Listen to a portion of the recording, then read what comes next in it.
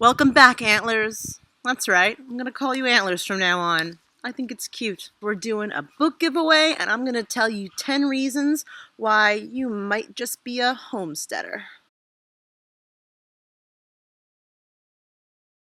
So before we begin the top 10 list, I want to let you guys know that over on my website, barnheart.com, well, it's actually going to be a new website soon, and what I'm doing right now is collecting comments and reviews and recommendations, and while I didn't mention this on the blog, I should have. If you are a fan of the Cold Antler Farm videos, these videos you subscribe to here on YouTube, go over to this web address right here, and you'll see the top blog post is called a call for recommendations or reviews or something, win books. I'm giving away 3 signed books, any books of mine that are the 5 I have in print, and all you have to do is leave a review of whatever it is you've gotten from Cold Antler Farm.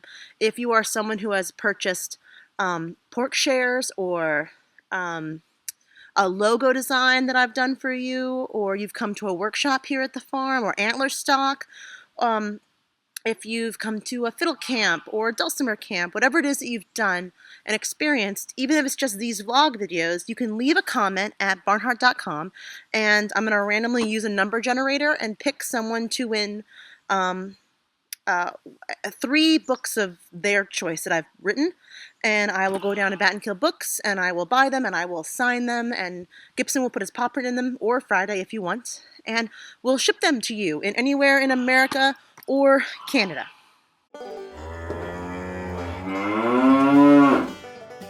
So, top 10 reasons you might be a homesteader. 1, you love animals and nature.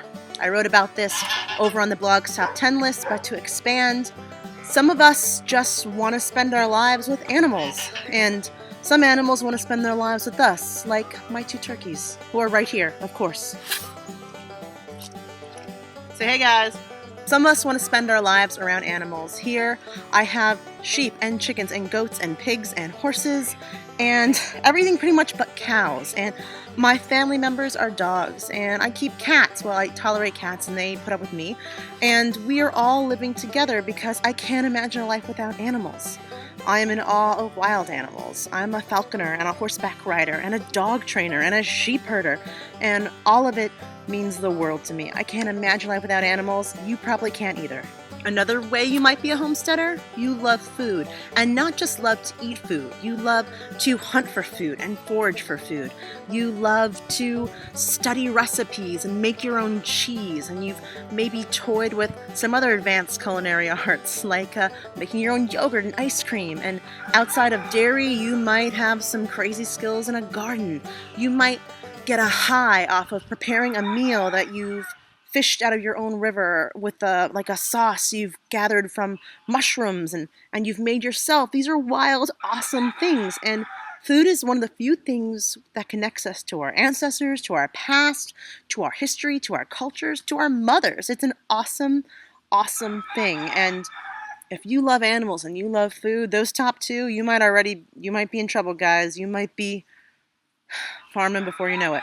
Number 3, accomplishments and goals are your favorite drugs. You love to-do lists. You love setting out a task and completing it. Most importantly, you love setting out tasks and completing tasks that you've assigned yourself. You might not be so thrilled about your to-do list at the office, or what you're told to do by bosses and people who have their own to-do lists and their own tasks, but when it comes to your own goals, carpentry projects, a quilt you've been working on for months, hand-making gifts, getting all of your clients in order for your home business, homeschooling your children and getting them from grades 2 to 3. These are things that make you feel good in a very primitive and magical way. Number 4, you are fiercely independent.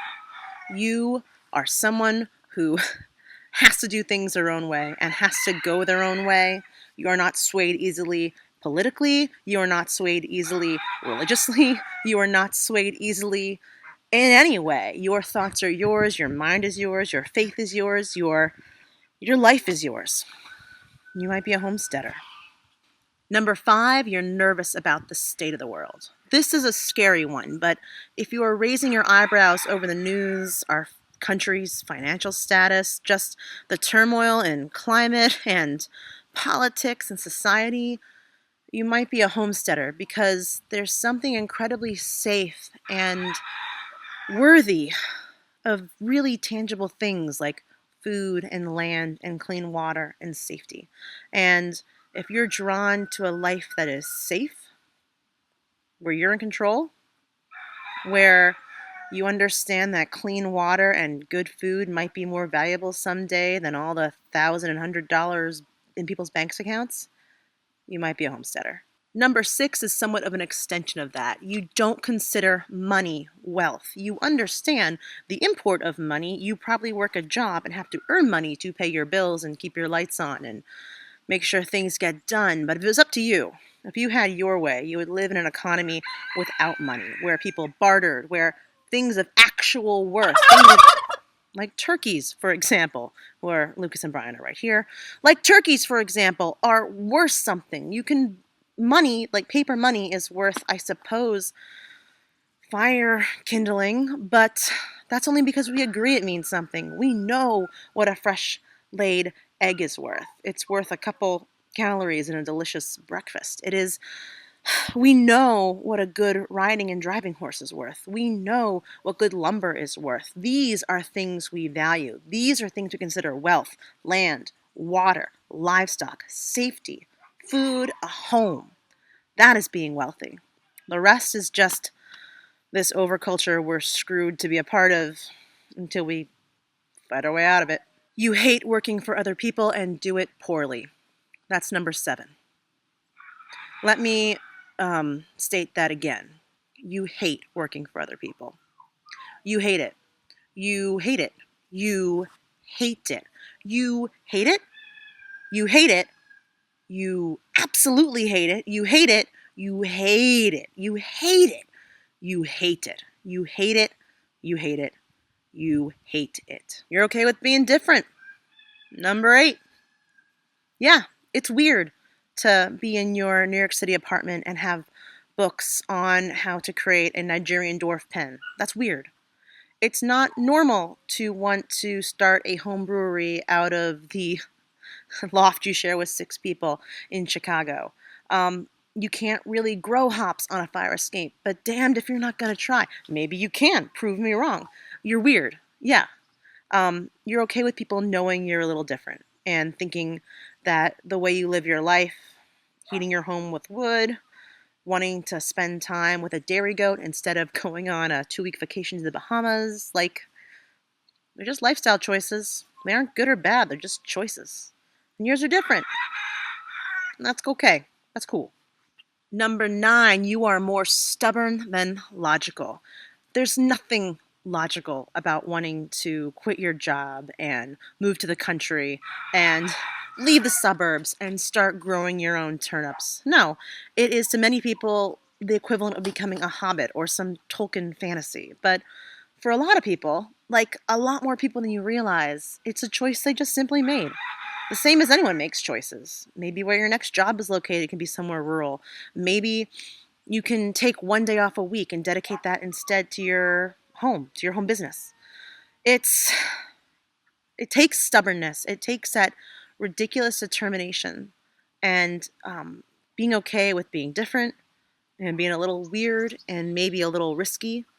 That's what makes you a homesteader. Think about the original pioneers who left everything and went west. They already had homes and families and jobs and connections on the East Coast, but they gave it up for this shot at something ridiculous, and most failed. I mean, Montana is littered with failed homesteading projects, but there's also a lot of 1,000-acre ranches in Montana, and I bet you they were a lot more stubborn than they were logical. Their grandchildren are grateful.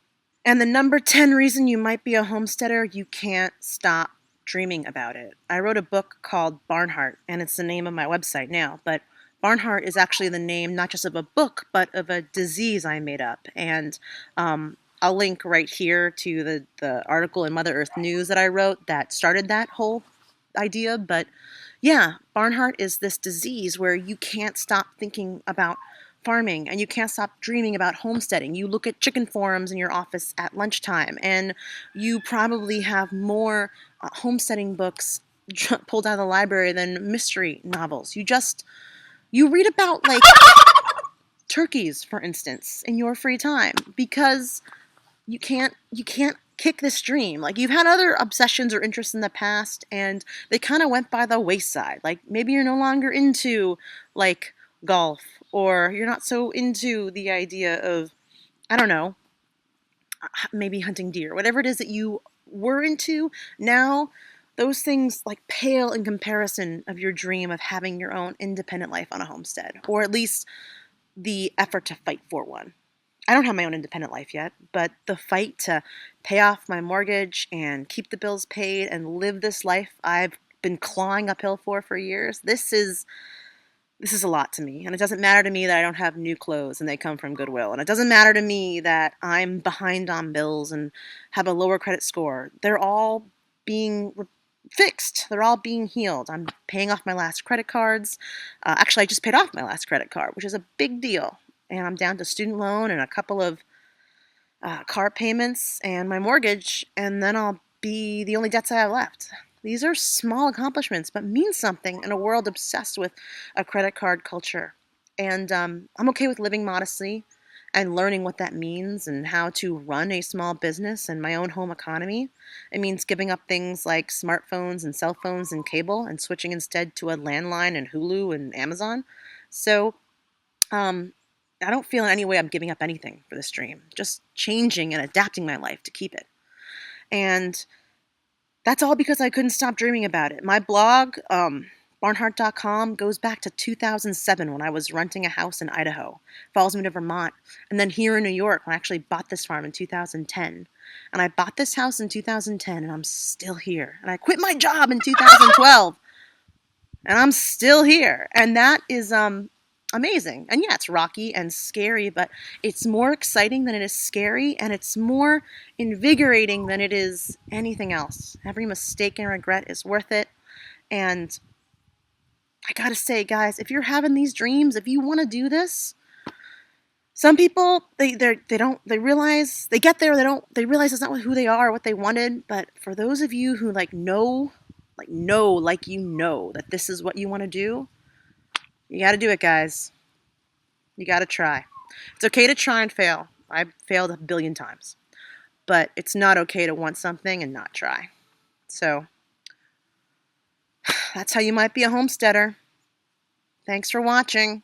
Oh, and don't forget to go to my website and leave a review so you can win a signed book. 3 signed books from this farm. Even Gibson or Friday will sign them. I won't be able to get the turkeys to sign them, but if you win and you ask for it, I will put a turkey feather from these damn birds. I will put one in the book as a bookmark.